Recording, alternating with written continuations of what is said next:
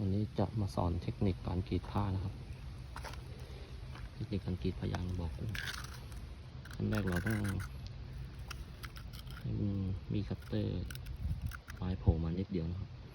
ถ้าเราออกมาเยอะเกินส่วนที่เหลือจะลงไปในดินจะติดก้อนหินจะทำให้กรีดยากครับ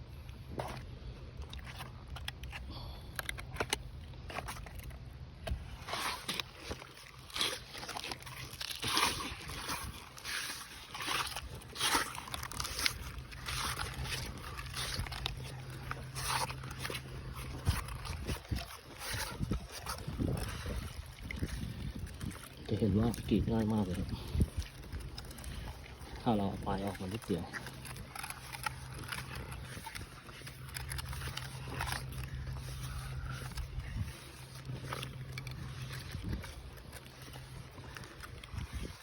ครับ